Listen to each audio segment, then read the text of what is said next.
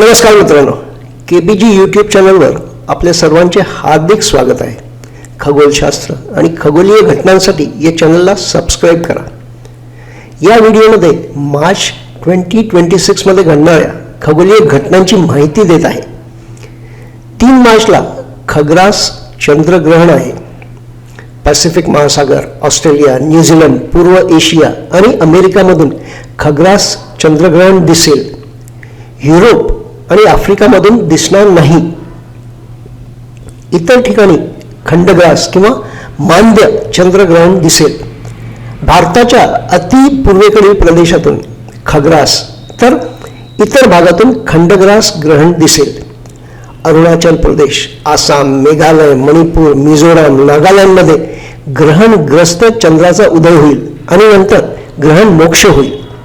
भारताच्या पश्चिमेकडील प्रदेशातून हे ग्रहण दिसणार नाही. इतर राज्यातून खंडग्रास ग्रहण दिसेल.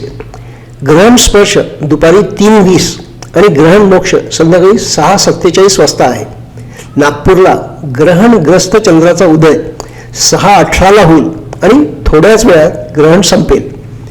7 मार्चला शुक्र नेपच्यून म्हणजे शुक्र वरुण युती आहे, पण नेपच्यून हा ग्रह फक्त टेलिस्कोपमधून दिसेल. 9 मार्चला शुक्र शनी युती आहे. दोन्ही ग्रह मीन राशीत आहेत. 14 तारखेला गॅमा नॉर्मिड्स हा उल्कावर्षाव बघायला मिळेल. 7 मार्च ते 23 मार्च मध्ये हा उल्कावर्षाव दिसतो. नॉर्मा म्हणजे अंकनी या तारका समूहातून हा उल्कावर्षाव होताना दिसतो. 14 तारखेला जास्तीत जास्त म्हणजे ताशी 2 उल्का पडताना दिसतात. रात्री 4 नंतर दक्षिण पूर्वेला हा उल्कावर्षाव दिसेल. 14 तारखेलाच मंगळ बुध युती आहे. ही युती कुंभ राशीत आहे.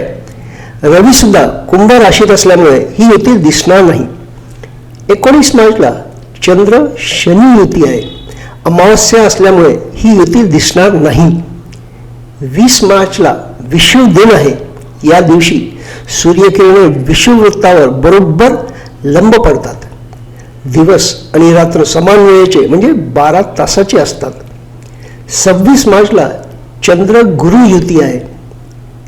या होत्या मार्च 2026 मध्ये होणाऱ्या खगोलीय घटना.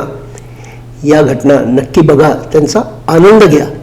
हा व्हिडिओ आवडला तर नक्की लाईक शेअर करा. चॅनलला सबस्क्राईब करा आणि बेल आयकॉन प्रेस करा म्हणजे आपल्याला नोटिफिकेशन्स मिळतील. धन्यवाद.